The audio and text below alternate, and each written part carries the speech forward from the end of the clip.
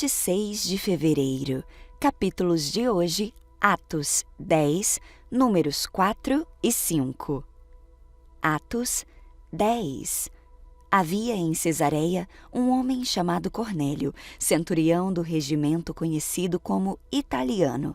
Ele e toda a sua família eram piedosos e tementes a Deus. Dava muitas esmolas ao povo e orava continuamente a Deus. Certo dia, por volta das 3 horas da tarde, ele teve uma visão. Viu claramente um anjo de Deus que se aproximava dele e dizia: Cornélio. Atemorizado, Cornélio olhou para ele e perguntou: Quem é o Senhor? O anjo respondeu: Suas orações e esmolas subiram como oferta memorial diante de Deus. Agora mande alguns homens a Jope para trazerem um certo Simão, também conhecido como Pedro, que está hospedado na casa de Simão, o curtidor de couro, que fica perto do mar. Depois que o anjo lhe falou, se foi. Cornélio chamou 2 homens dos seus servos e um soldado piedoso dentre os seus auxiliares e, contando-lhes tudo o que tinha acontecido, enviou-os a Jope. No dia seguinte, por volta do meio-dia, enquanto eles viajavam e se aproximavam da cidade, Pedro subiu ao terraço para orar. Tendo fome, queria comer. Enquanto a refeição estava sendo preparada, caiu em êxtase.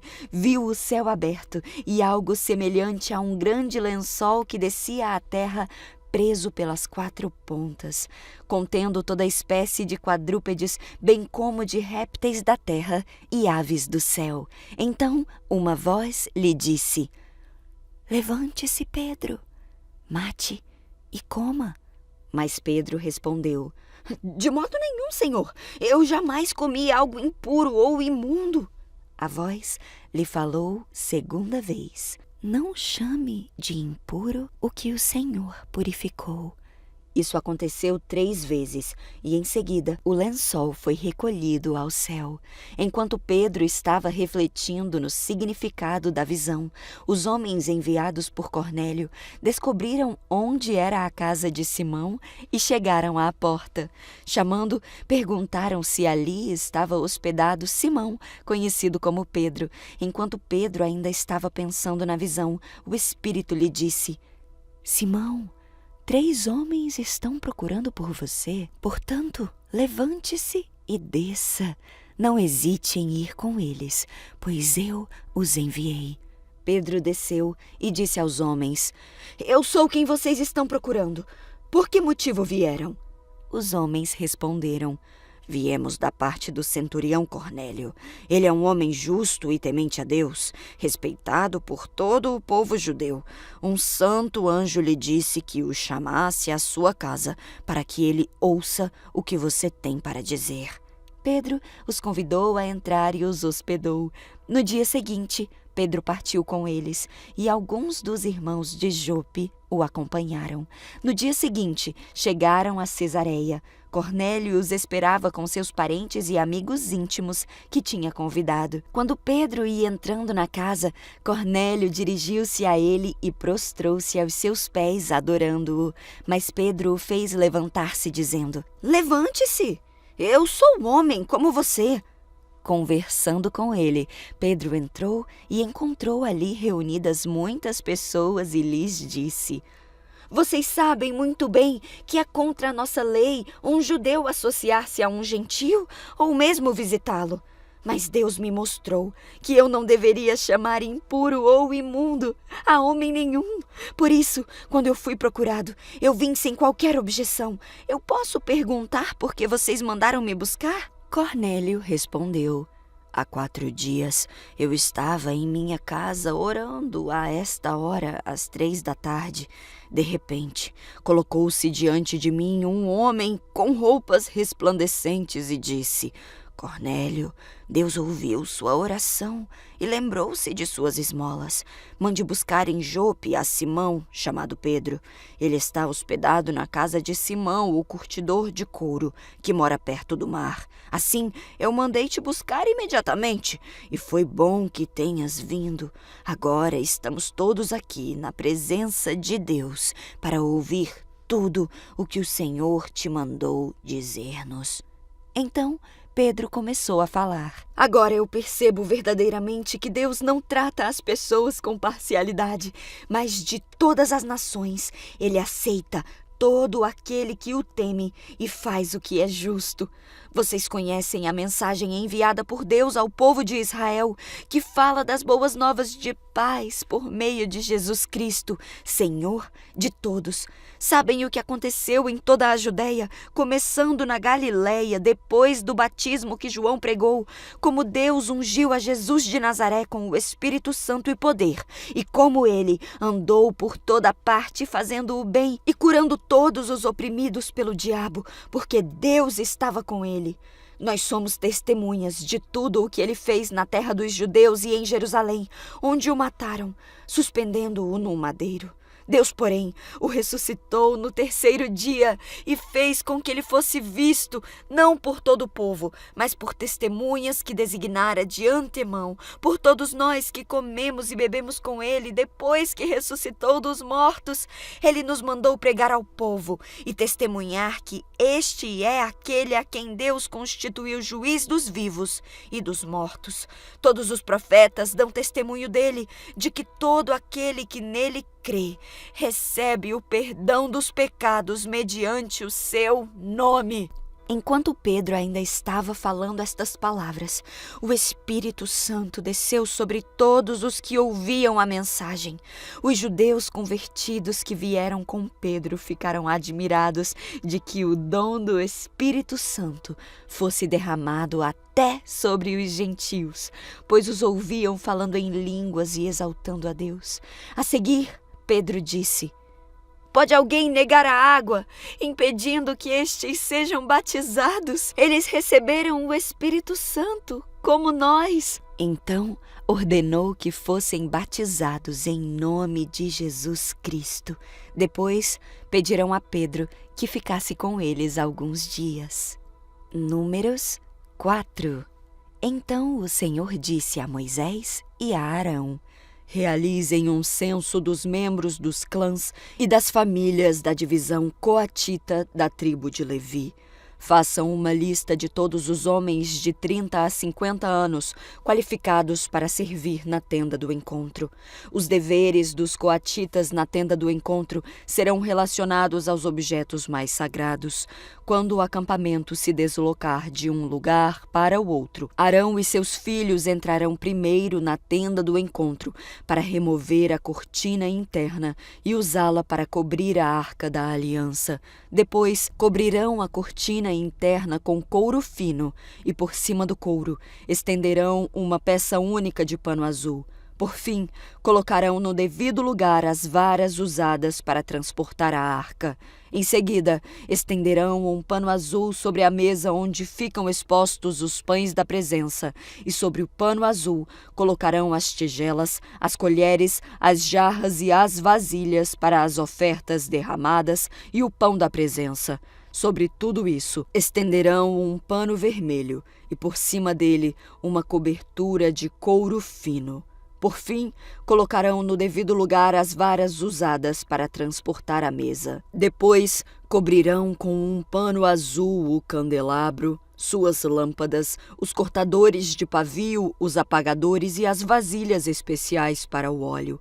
Cobrirão o candelabro e seus acessórios com couro fino e os colocarão sobre o suporte usado para transportá-los. Em seguida, estenderão um pano azul sobre o altar de couro e cobrirão o pano com couro fino. Por fim, colocarão no devido lugar as varas usadas para transportar o altar.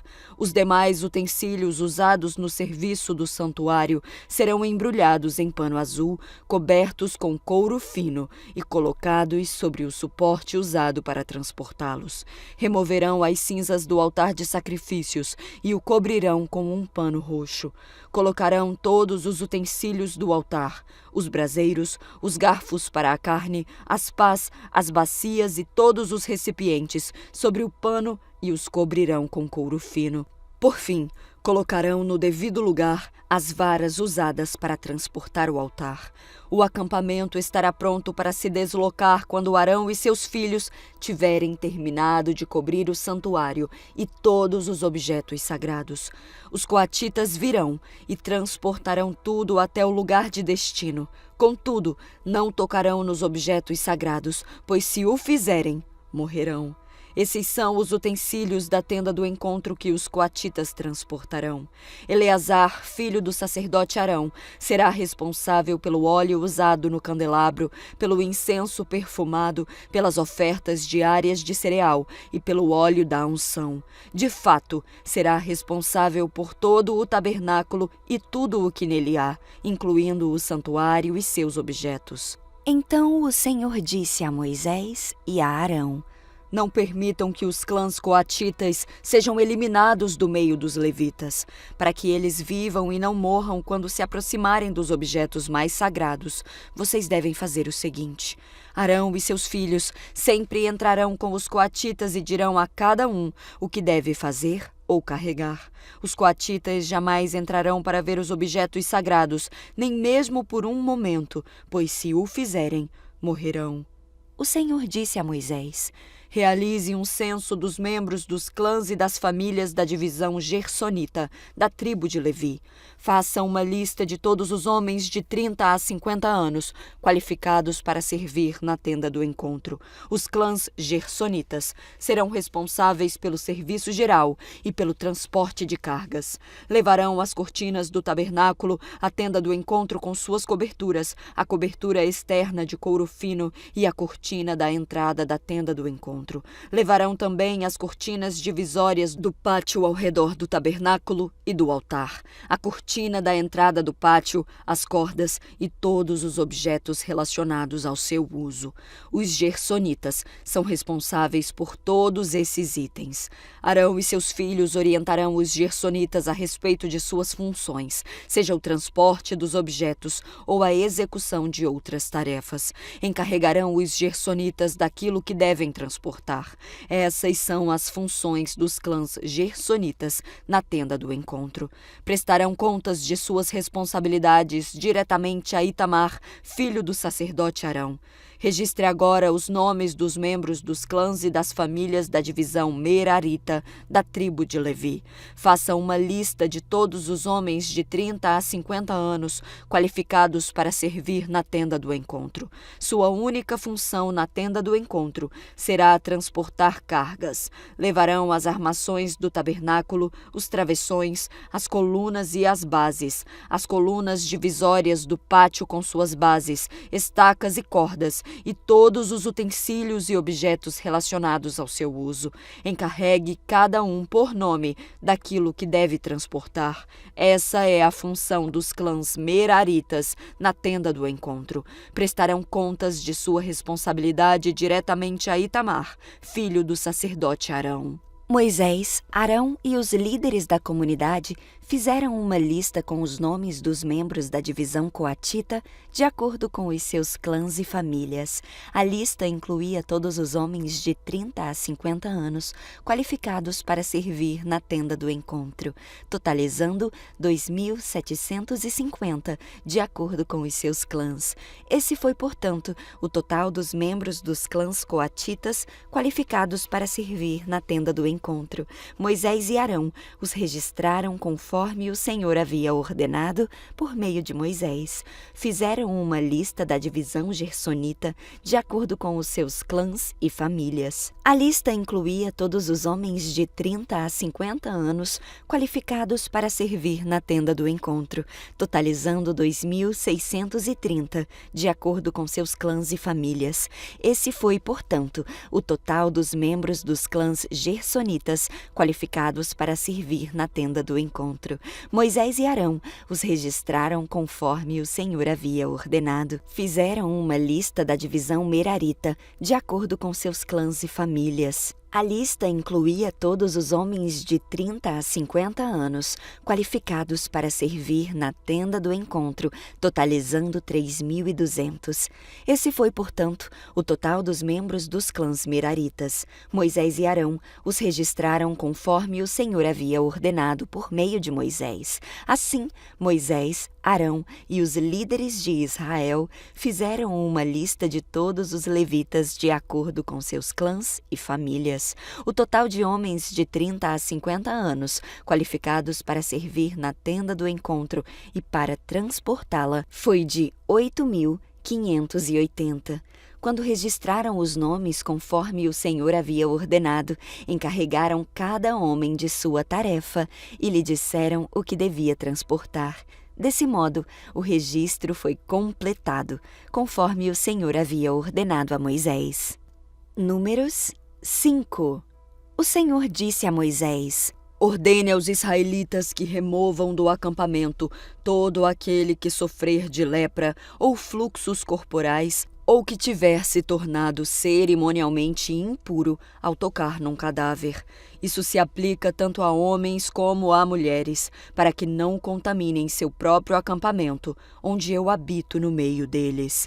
Os israelitas fizeram conforme o Senhor havia ordenado a Moisés e removeram essas pessoas do acampamento. Então o Senhor disse a Moisés: dê as seguintes instruções ao povo de Israel. Se alguém do povo, homem ou mulher, ofender ao Senhor prejudicando outra pessoa, será culpado. Confessará seu pecado e pagará a indenização completa pelo dano causado, com um acréscimo de 1/5 do valor, e pagará o total à pessoa prejudicada. Mas se a pessoa prejudicada não tiver parentes próximos para receber a indenização, o valor pertencerá ao Senhor e será entregue ao sacerdote. O culpado também levará um carneiro como sacrifício para fazer expiação por ele. Todas as ofertas sagradas que os israelitas levarem ao sacerdote serão dele. O sacerdote ficará com todas as dádivas sagradas que receber. O Senhor também disse a Moisés: dê as seguintes instruções ao povo de Israel.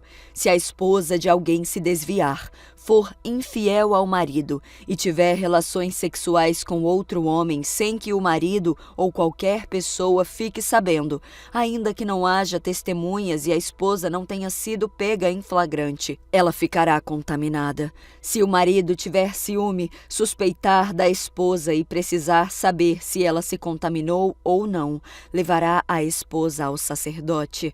Apresentará em favor dela uma oferta de 2 litros de farinha de cevada. Não a misturará com azeite nem incenso, pois é uma oferta pelo ciúme, isto é, uma oferta de testemunho da suspeita, para provar se a mulher é culpada ou não. O sacerdote a apresentará para ser julgada diante do Senhor. Numa vasilha de barro, colocará um pouco da água sagrada e misturará com o pó do chão do tabernáculo. Uma vez que o sacerdote tiver apresentado a mulher diante do Senhor, soltará o cabelo dela e colocará em suas mãos a oferta pelo ciúme como testemunho da suspeita. O sacerdote se colocará diante dela, segurando a vasilha de água amarga que traz maldição sobre os culpados. Em seguida, o sacerdote fará a mulher jurar e lhe dirá: se nenhum outro homem teve relações sexuais com você, e se você não se desviou nem se contaminou enquanto estava debaixo da autoridade de seu marido, que você permaneça imune aos efeitos dessa água amarga que traz a maldição. Mas se você se desviou sendo infiel ao seu marido e contaminou a si mesma tendo relações sexuais com outro homem, nesse momento o sacerdote fará a mulher jurar: que o povo saiba que a maldição do Senhor está sobre você, quando ele a tornar estéril, fizer o seu útero encolher e seu abdômen inchar. Que esta água que traz a maldição entre no seu corpo e faça seu abdômen inchar e seu útero encolher. E a mulher responderá: amém, que assim seja. O sacerdote escreverá essas maldições num pedaço de couro e as raspará, de modo que caiam na água amarga. E fará a mulher beber a água amarga que traz a maldição. Se a mulher for culpada, quando a água entrar em seu corpo, lhe causará amargo sofrimento. Em seguida, o sacerdote tirará a oferta pelo ciúme da mão da mulher e a moverá para o alto diante do Senhor. Depois, levará a oferta até o altar. Tomará um punhado da farinha como oferta simbólica, queimando-a no altar, e exigirá que a mulher beba a água. Se a mulher tiver se contaminado sendo infiel a seu marido, a água que traz a maldição lhe causará amargo sofrimento. Seu abdômen inchará e seu útero encolherá e ela se tornará maldição entre o seu povo. Mas, se ela não tiver se contaminado e estiver pura, não sofrerá castigo e poderá ter filhos. Essa é a lei ritual para lidar com a suspeita do marido. Se uma mulher se desviar e se contaminar enquanto estiver debaixo da autoridade do marido, ou o marido tiver ciúme e suspeitar que sua esposa foi infiel, ele a apresentará diante do Senhor, e o sacerdote aplicará em sua totalidade essa lei ritual. O marido será isento de toda a culpa nesse caso, mas a esposa será punida por seu pecado.